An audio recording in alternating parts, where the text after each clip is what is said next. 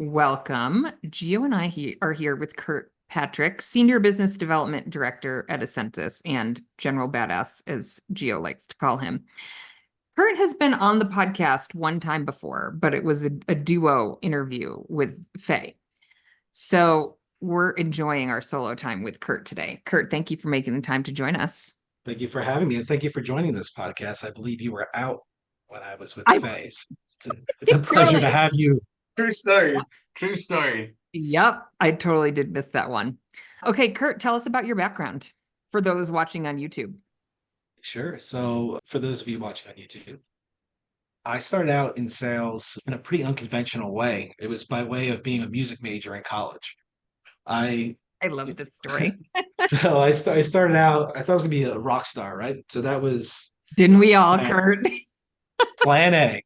So playing drums since I was 10 years old. Was pretty good at it, was recognized by a lot of teachers, got kind of pushed along by a couple of them to audition for colleges, got in, got a music degree. I'm sailing. It's great. Then I get through to my, I guess, junior year in college when you start doing your practicums and you're teaching out in the wild, so to speak. And you're teaching not just your primary instrument, you're teaching all the different instruments. And I was stuck with this one kid teaching the same trumpet lesson for about an entire semester. I'm like, I don't know that this is for me. It was about that same time where I was going door to door selling window cleaning services over the summer, and I was really good at that.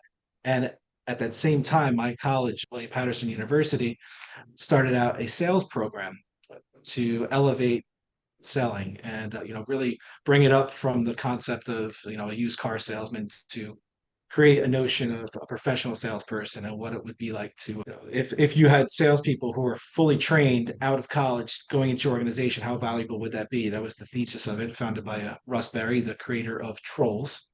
Some of you who have kids might know what those are, the crazy hair little I think Gio and critter. I are just at the perfect age where trolls were a pretty significant part of my childhood, at least. Love it.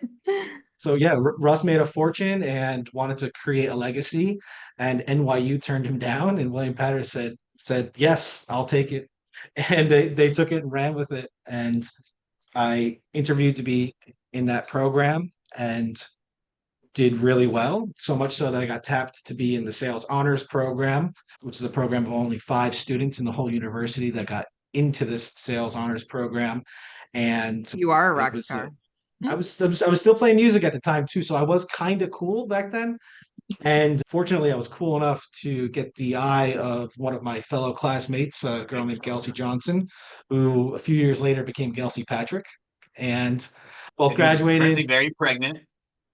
She's very pregnant. Yes, we have a little girl on the way. So it is, by the way, almost St. Patrick's Day, hence the green color. So we're only 3 months away. We got June 2nd due date. So crazy, crazy.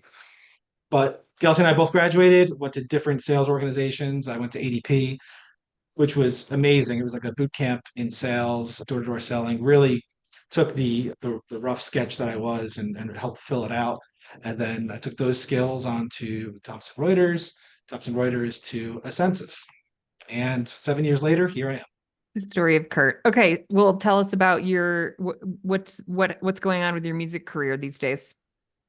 A little bit more, a little quieter, no pun intended. Don't really have the time that I used to have to be as much of a rock star. Kind of taking a back seat, become the sub, which for a busy person like myself, it's a great scenario because you don't have to go to the practice. You kind of get the phone call, hey, so and so's sick. Excellent. Can you make the gig? Yes, absolutely. And then you have some of the seasonal gigs that you get hired for. Giovanni will appreciate this. Every year, I do a St. Patrick's Day parade in full kilt and full garb. Maybe I'll share a photo for you guys to put with the meeting or the podcast notes. But yeah, I do that every year. It's the Guttenberg, New Jersey St. Patrick's Day parade, which is hilarious because if you look at the demographics of Guttenberg, New Jersey, there's maybe 7 Irish people in the whole town. For the record, he still hasn't told me what's underneath the kilt. Go to the parade and find out, Gio. That's right. So yeah, we have that Saturday. But yeah, so I still play as much music as I possibly can. Then I have a couple friends that keep trying to get me to play in other bands, which we'll see what happens there. So what is your favorite album behind you? If you're not on video, he's got all his albums framed behind him. Yeah, it would be really cool if this was my house, but this happens to be Studio by Tishman Speyer. There, Wow. there, there's a Seriously? Curtis Mayfield I album over assumed there. it was your I assumed this was your home office. Go Of course, it's my home studio. office. I have several different. I do have guitars on my wall at home. That's why I But was thrown off. But okay, so if there was a framed album behind you that would be your favorite, what would it be? there's a Curtis Mayfield album down there that's really good. But yeah, I'll go with that one. Curtis Mayfield, it is. So, I mean, one of the reasons I want to get you on here, not only because you're one of my good friends and a industry influencer slash connector, but you've been having a lot of high level conversations with landlords, operators. You've kind of been at the forefront of some of these takeovers of other operators, i.e., WeWorks. So, just kind of wanted to get a high level view of kind of conversations you're having out there, and then we'll kind of dive down into a micro level of what you're doing with Essensys. And I mean, I know there's been some changes on your focus and deployment and everything else, so I'll let you start off wherever you want. Thanks, Gio. What we've seen is it's really interesting because the expectation of these landlords was so high. Like I've been following this thread for at least a year, so we knew just looking at the burn rate of WeWork about a year and a half ago that it wasn't looking good. So we got ahead of a lot of those conversations, and I had a really targeted approach to be the name that they thought of when the space got handed back. Now, incredibly naive because I only solve for a very small part of what you need to stand up these spaces. It really does take an ecosystem. And although I think my part is very important in this ecosystem, it does take a lot more to stand up an operation.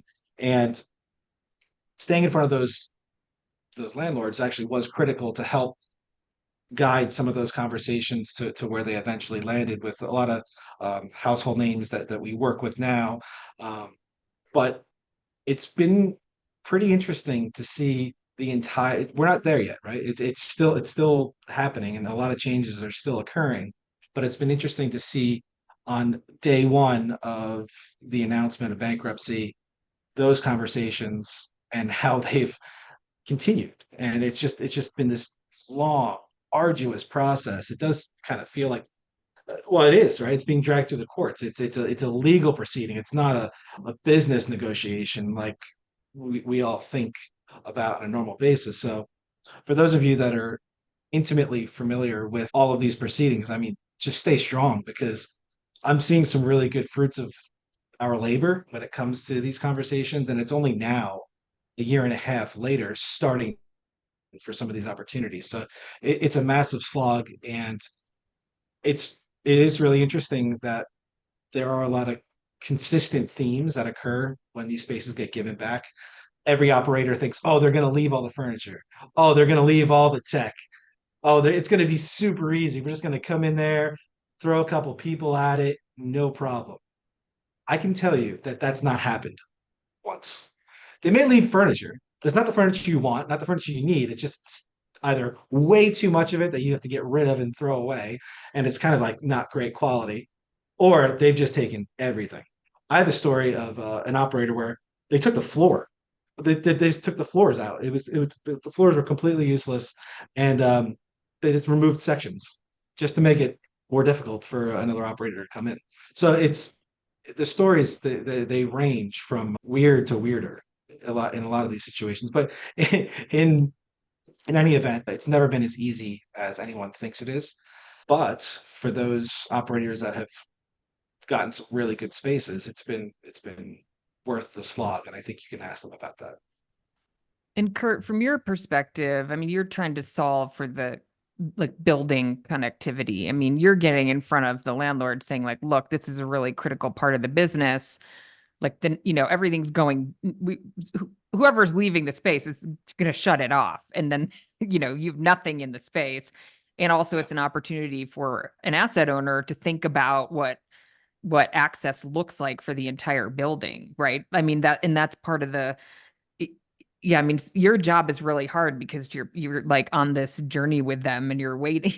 It's kind of taking them along and waiting for them to sort of put all the puzzle pieces together. It's like you can see what the end point might look like in an ideal world. And I guess that's what your, honors degree in sales it's for, to like, how do you, frame it up and tell them the story and show them what's possible, but you got to sort of wait for them to come along.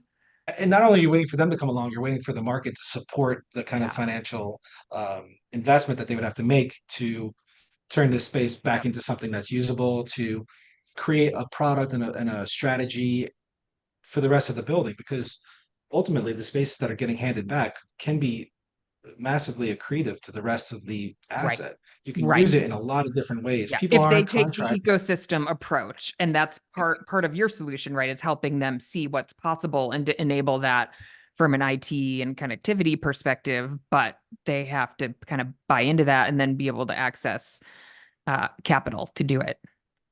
100%. And if they've bought into that ecosystem, it's a hand in glove. It makes a ton of sense. But unfortunately, a lot of landlords that you speak to just can't get to that point. And it is hard to drag them along because yes, what we solve for is amazing, it's wonderful, but it is very IT intensive. And it's like, okay, well, who's going to press the buttons? Who's going to man the space? Who's going to serve the coffee? Who's going to program the space? Who's going to have events? Who's going to lease the space? My brokers don't want to talk about flex office. They don't even know what that is. So it that ecosystem requires what we've kind of realized, operators. Yeah. So we've now come full circle to back where we were in 2019. Is it's the operators and the operators who are in front of these opportunities, in front of these landlords that are having these conversations, that are raising their hand and saying, I can help you. I see the vision. Trust me, I'll show you the way. And then telling a good enough story so that the owners will invest in them and trust the vision that they have to activate those buildings. And we've seen some of it. We haven't seen anywhere near as much as we will see in the next 6 months. So it's incredibly exciting for us because we're having those conversations. But to your point, we're waiting. We're waiting for them to Yeah. just get it, just figure it out, and come on, let's go. But even from an operator perspective, there's not many operators who operate on an ecosystem level either. I mean, I think that's what's interesting about you and your role is you really have this like bird's eye view of what's happening and you can connect the dots. And because you connect dots for me all the time, I'll be like, "Okay, Kurt, tell me how you're looking at this because I'm not, I don't get it yet." And you're like, "Okay, this is you're very patient, but you're a great dot connector because you have that more macro view. So there's a lot of pieces to put together. I'm curious. So like, what's your pep talk about the maybe the time horizon for this or the opportunity? Like when you're like, Kurt, we're Yeah. doing this, stick with it. Like, Yeah, I mean, you'll see some news here in a couple weeks, but there's institutional landlords that are enabling space to be taken by operators who we all know and we all talk to, that we're a part of those conversations. So we're talking weeks, not months, for some really sizable spaces that have been given right. back to get reactivated. So it's incredibly exciting because in those scenarios, it's not just a single floor.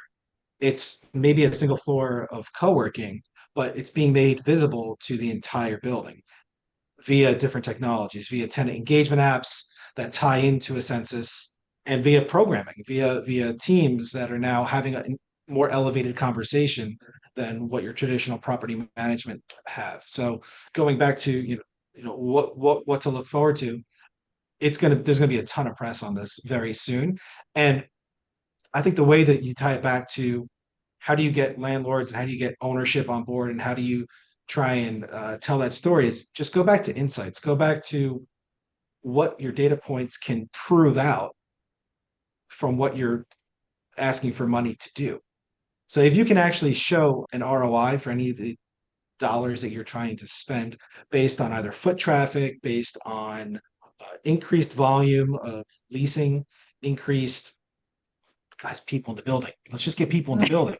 Yeah. All of a sudden, that tells a story that they can then sell up the chain, because that's ultimately what it comes back to, is trying to convince the banks Yep. that this asset that was once worth this much is now worth this much, but can maybe get to somewhere in the middle with programming, with building a brand, building a reason for people to take space at building A versus building B. It's all about proving that point. And fortunately, I work for a company whose technology helps do that. Well, with my retail background, I tell people that we're essentially a retailer that happens to go to an office setting. And everything you're saying is how they pick where grocery stores are going, where the pharmacies are going, where the home improvement stores, where the restaurants are going, right? It's all off of insights, right? And our phones that we carry around get pinged all day long. And so the insights that retail developers use and retailers use are based off of our cell phone usage. It's based off of traffic patterns and everything else. And so it's becoming more and more important within an office building, right? Or a business park, is to understand where are people moving and how are they using the space, right? What neighborhoods are they utilizing? Is it the open desking? Is it the conference rooms? Is it the enclosed phone booths, all those things? And I still remember pre-pandemic and even moving into and out of the pandemic, we talked about sensors underneath desks, all kinds, which are costly, right? And you have to put them everywhere, as opposed to, I hate to say it, we don't go anywhere without our phone, right? I mean, we don't go to the bathroom, we don't go to the coffee machine in a lot of cases. So you know exactly where people are based off of those pings and where the Wi-Fi is hitting those and everything else. So, you're spot on in the direction that things are headed, obviously. Yeah, I appreciate it, because it's exciting, because it's always been something within the software that you've been able to do. You have to extract it through a couple different ways, but now, some exciting news from Essensys that'll be coming out in a few weeks. It's now going to be even easier than it's ever been. So stay tuned on that front. Come say hi at Juicy. Come say hi at GWA Immersive. We'd love to tell you more about it. Um, Shameless plug there, obviously. We'll That cut it that out. that's the whole direction. Is it's really, it's us helping you help us help you, because yeah, you're right. Your devices are connecting automatically when you walk in. So imagine a world, right, when you're walking into any office building, and you're able to have insights as to how people are using your lobby versus the floor that they're assigned versus the amenity spaces that they're permitted to go to, and being able to cross-reference that against bookings, against utilization of floors that you spent God knows how much money building out, that you can then justify the build to do so, or say, guys, we built this and no one's using it. We got to figure out a way to point people to let them know about it. So to either nudge or make them aware of what's available. So I guess that's just to say, you want to be able to have something that you can present to the owners of the building, but also your heavy users. So if you look at the most sophisticated consumers of space, they want to know how their people are using the licenses that they have with the operators that they work with. They want to see not just that they badged in, they want to see how long they were there. They want to see parts of the space that they're using. They want to see which spaces they're using, depending on the level of membership, to justify those costs, and be able to either continue or eliminate those expenses for people. So it just makes sense. And fortunately, like I said, we're doing it. Hey, first, real personal question. The album was just a trick question. So you are extremely passionate about people and helping people and checking on people, building relationships.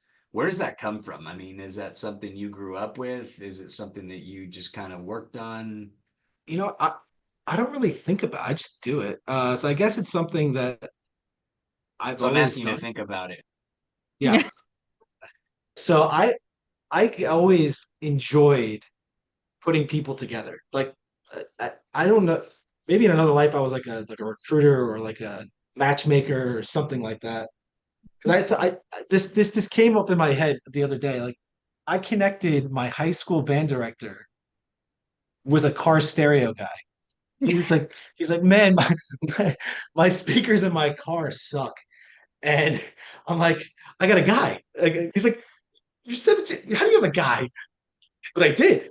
And I guess I've been doing it forever. I have fun with it. And it's, because it's so hard to find like-minded people and good people in regular life. And I happen to also work for, a company that has that view over a lot of different people in our ecosystem. And a lot of them are really good people. And I connect them to other really good people, and it's fun. I don't know. They just do it. Yeah, and I think the beautiful part about it is you don't expect anything in return, right? It's you're not trying to monetize anything. You're simply trying to help people, right? And that's what I love about it is your heart behind it. I think it all comes back to you, doesn't it? It's a bit of karma there. Maybe somebody will do the same for me down the road, but if not, that's all right. And so your son is KJ, right? How's his little personality picking that up, or is it? Or Man, he's 5 years old. He's all about sword fighting and jumping off the walls. I mean, he'll get there, I think. He's got a really sweet demeanor and he's a great little dude. I I hope he's like that. We'll see. Wait, is he playing soccer yet? Yes, Jamie, appreciate this. I was voluntold that I was going to be a volunteer coach.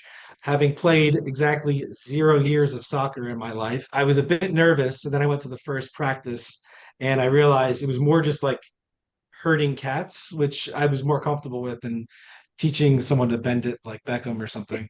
So Totally. yeah, that was way more my speed. Love it. Get him in early. well, they Uh, just saw your athletic prowess and they're like, this guy has to know how this to play guy's it. sports. We got to recruit this guy. Okay, but even the band was a big surprise because Kurt, I remember when you introduced yourself and podcast listener, and we got to know each other. And at some point, I don't think I knew you were in a band, maybe until Gio sent me the picture of you with the Flex Uncensored hat on, and I was like, "What do you mean, Kurt's in a band? That's so cool!" Yeah, I tried to promote as much as possible. And you'd be surprised. People ask me, like, what is Flex Uncensored? They thought it was some other stuff, which I had to explain. No, no, it's not that. I do And then, sometimes get nervous about wearing the hat. Like, yeah, I think I was like, oh, I have a board meeting tonight. And for whatever reason, I was like, oh, I might have to put a hat on for that meeting. And I was like, will people think it's weird that I have a hat on that says uncensored on it when we're talking Well, about it's little funny. kids People have playing asked me, soccer?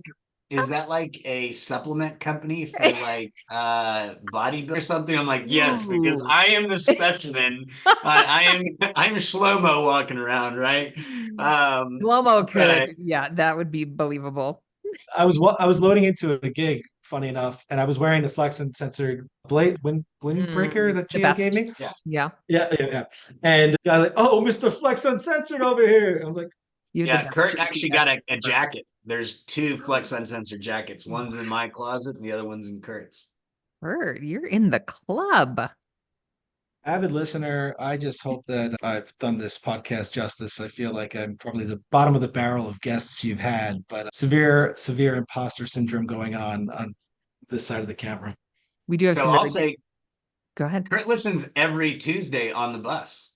No, I Every know. And Tuesday actually morning. he's now my like customer avatar is not exactly the right term, but I do picture Kurt in my brain if I'm like, ooh, running late on posting the episode. I'm like, Kurt's on the bus and what's he gonna listen to? I gotta get this thing up. And I actually told Kurt the other day, I was like, sometimes I just get really stuck on the title and the description. He's like, no one cares. No one cares. Just put the guest name in, hit publish. I was like, okay, got it. A little mindset pep talk. So I love it. Thank you for that, Kurt. Totally. Oh, super happy to. It's funny because you know you get asked to be on the podcast, especially one that you listen to all the time. It's like, what am I going to bring that's different, that's interesting, that's of value? And I genuinely hope I've given someone one thing that's helpful to them in their journey. And if you've listened to this podcast and you've gotten this far, and I've not, call me and I'll find something of value to give you. Don't know what it'll be, but we'll figure it out. I know you're Because like, yeah, Still I have 20 recognize. minutes. You still have 20 minutes. we got time. I have a question that I think will be a home run. What do you wish that operators were thinking about in terms of leveraging their IT infrastructure and some of the capabilities that you're like, look, if you would just do this, like life could be amazing, or your customers would be so happy, or you could generate revenue. Like there's got to be stuff on your side that doesn't get it, picked up, or like, I'm curious what those might be for those listening, since we have a captive Oh, audience. yeah, totally. So I'll start with the missed opportunities. And I think that that's something that the industry is obviously, you have two poles of people. You have the all-inclusive people, and you have the nickel and dime people. And everyone looks at Regis as the big bad, nickel and dime, evil empire type thing. They're big and bad and they make a lot of money. Yeah, So until you there's see definitely, their revenue line for service revenue, then you might be like, what am I doing wrong? yeah, and we have a killer case study coming out with car workplaces that demonstrates that as well.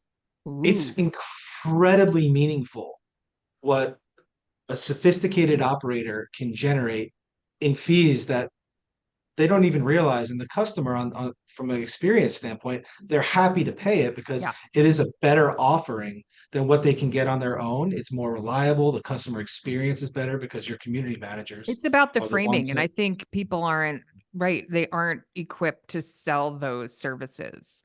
yeah. Pacific Workplaces, I know they don't use a census, but they're kind of a good example of, I think they have a service package. Nobody thinks twice about it. We have a bunch of their community managers in our community manager program, and we did a sales training the other day, and one of them was talking about kind of reviewing the proposal. Like they don't dig into that line. To your point, I think they really frame it as a value proposition versus some fee somebody's trying to get away with. Mm. Yeah, and if you look in the market for things, voice represents less than 10% of all usage in of data ports on our network, right? So, but of that, the revenues are super high. You think about a cost basis that you get with us versus what retail is.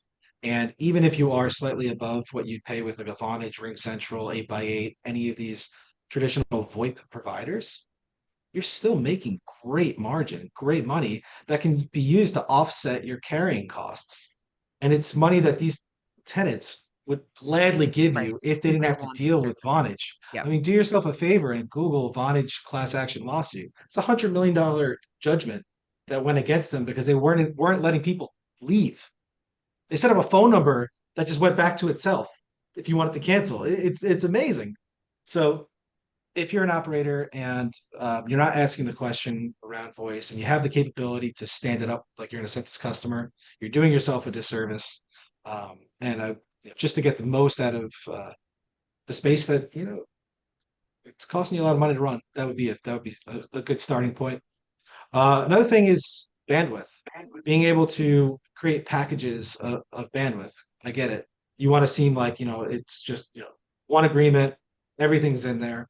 Everyone knows that everything has a good, better, and best type of option. And if you give them something that is, either business class or comfort plus, doesn't have to be first class and it doesn't have to be coach, they'll choose the middle tier, which will generate revenue incrementally and will be really meaningful as you ramp up and as you start to sell these spaces. So that's another item that I encourage you to look at and speak to Jamie, speak to any of the other consultants that are out there that can help you stand this up, help you productize that, help you sell it onwards because you look at some of these legacy operators, these business centers, they are the best at it and nobody bats an eye and they're making great money with it.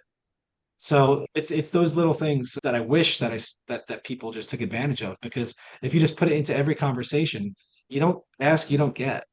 So if you just Would drip you that like out fries there, with that? that's Yep. it. Yeah. Yeah, I mean that was something that blew me away with Flip at GWA, or it may have been Juicy in Chicago. It was Juicy in Chicago. He was saying the amount of revenue he generates off of mail Yeah. services. He's Yep. like, you could argue that alone is why you'd stand up a center. It's like the fries of McDonald's. So.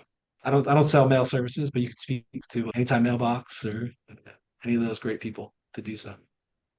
Well done. Well done plugging other people in. Oh, I mean, listen, they're all great people. So that I'm happy to help where I can. So how excited are you to have a little girl? You know what? I'm curious because KJ is gonna in one of two ways. He's super excited to have a sibling, but being an older brother to his sister, I'm curious to see the role that he's going to take. Either he's going to be like combative, fighting for attention, not because it's boy girl, or if he's going to be like very protective. Like I'm very curious how this is all going to play out. And it's funny, everyone's like, "Oh, she's going to wrap you around her finger." I'm like, KJ kind of already has me around his finger. I'm like, don't know what that's going to look like. It's going to be really curious, but I'm excited. Well, actually, you shared with me that KJ is actually responsible for this little girl. Oh, did he demand a sibling? I can remember my daughter being like, now she's kind of glad she's an only, but yeah. I Yeah. think she came home one day and was like, I would like a sibling. And yeah. He's like, I don't remember where we were, but he's like, Mommy, Daddy, I'm lonely. I'm like, but we're right here. It's like, I want a brother or sister. I was like, oh, here we go. Yeah. All right, this is it. And that's all your wife needed. She's like, let's go. Yeah, we just looked at each other like, all right, I guess so. And Gelsey works full time too. Amazing woman, and the fact that she juggles everything, having two kids already, KJ and I, to have a third, it's a lot to ask of her. But since KJ asked, I guess different story. So go ahead. Well, I was Go. just going to ask, since you met in school, she was in the sales program with you. Was she in the honors group too? Yeah, yep. We both had to interview to get into it. We did not know each other going in. So what was it? What was the spark? I'll give you the full uncensored story. So Appreciate that. Gelsey worked for the sales program. So she worked in like as like an admin within the university, like she's like a part-time whatever. Pizza money? And exactly. So supposedly when I came in to apply, she saw me and she remembered me. And I was like aloof, just like I'm like, all right, it's like college Kurt. You can imagine what that was like. I was trying to figure out like how to apply for this sales program. Music major, I had quite a bit more hair than I did now, and I was like, oh, trying to apply for this thing, and she's like, yeah, you got to go speak to Dr. So and so. Let me walk you into the office. I don't remember any of that exchange. None of it. Fast forward, I get into the program, and then she's like, "Oh yeah, I was here when you applied." I'm like, "Oh, I don't interesting." And then we got to know each other, and then she asked me out Ooh, I to move like. forward, Yeah. and I was like, "Yeah, that sounds good. Let's do that." Sounds good. Okay, where did you do for your first date? We went to see, it was a John Cusack movie. I think it was 2021. I think the world ended, which is kind of creepy considering it almost ended in 2020. You can fact check me on this, but Gio's smiling, so I think he's Googling it right now. But yeah, so we went to Chili's Nice. at the Garden I mean, State you're in Plaza. college at this point. Dating in Oh, college is, yeah, we gotta have a low bar here. Chili's. Okay, nice. oh yeah, Chili's. I think it was the last time I went to Chili's. And then we went to then we went to the movie theater, which is in the Garden State Plaza, which is a North Jersey staple for those of you listening in the greater New Jersey metropolitan area. And what was y'all's first dance to? At our wedding, Yeah. uh, I proposed on Blue Moon, and I didn't plan that. Let's just say that, but we went with it. And the theme for our wedding was played by, or the first dance for our wedding was played by my friends, the band that I was in, and now the sub for. I was dancing in the moonlight, and yeah, Jamie's heart it just was melted. I saw it. She her Love little it. side Wait, toe. and your band Mhm. was your wedding band? Yeah. So the band played a few songs in the beginning. The more interesting question is what song did we walk into? Oh, okay, yes. We like that question. Tell us. So my friend who I play in the bagpipe band with wanted to be involved, and we were trying to figure out how to involve him. And it led perfectly into AC/DC, Long Way to the Top, because there's bagpipes in it, and it's extended intro. It was perfect. So we walked in and we sang with the band, and then we sang Take It Easy with the band, and then we did our first dance, Dancing in the Moonlight. This is good. Wait, you play in a bagpipe band? So bagpipes are they Irish or Scottish? It's Gaelic. Gaelic. Um, Okay. yeah, it's Gaelic. But yeah, I play snare drum in that. Oh, That okay. band. You don't play the bagpipes, but you play with the okay. Oh, I do. bagpipes. Yum. Okay. It's a Wow. once a year gig, but it's a really fun one. Okay. Wow. You'll get a picture this year. I'll get it too. So I'll Wait, make Kurt, sure. have we ever 100%. talked about my daughter's middle name is a leash? No, I know her first name is Dagny. Yeah. So her middle name is Irish because and we this is so ridiculous. We were like, well, if she doesn't like her first name, she could her middle name, which is also totally crazy and hard to spell. My husband is half Irish, so she got the Irish middle name. Yeah, Anyway, choosing a girl's name is like, well, choosing my son's name was nearly impossible. I just went with what my mother-in-law recommended, which was KJ. So I'm like, that sounds great. mhm. Basically, Kurt Thomas Patrick Jr. Let's do Yeah. that. But yeah, the little girl's name I'm finding it incredibly challenging because my wife wanted to keep the K theme, and I'm like, so what are we gonna do? Is it play K in front of everything? So I'm like, Commanda. Yeah, let's do that. There you go. Oh, Kurt. It'll come to you. We hope so. So what are your three predictions for the rest of this year based off of what you're seeing out there for work? I predict that you will run about 30K with 300 pounds of weight vest. Talking about professionally. Oh, I'm sorry. I'm sorry. Professionally. Yeah. So what we will see is well capitalized operators who aren't national right now Mm. will very soon become national and scoop up a lot of market share that no one's even thinking about yet. We will see established landlords who have been preparing for a long time to stand up operations and do so in a very meaningful way. And we will see consolidation Operator in the market, consolidation. operator consolidation. And I'll give you four. You'll see a Bonus. universe where the systems that power these spaces more freely talk to one another. And the pain of getting one software to talk to another software to achieve a common goal will become less so. I'm getting the Larry David stare from Jamie. Well, there's a lot of pain in that, especially for landlords, right? Because they're like known for having dated IT, tech, whatever. Yeah. Yeah, I mean, and the reality is that you need so many different parts of a tech stack to speak to one another to enable a Yeah. true, Mm-hmm. clear view of what's happening in the space. And it's been long overdue, but fortunately the work's been done, and you're going to see a lot of it go live very, very soon. Yeah, I think the continued evolution of the landlord and the lender is going to be really unique, right? I'm excited to see how that continues playing out, right? I think landlords have come around and now we're waiting for lenders to come around too.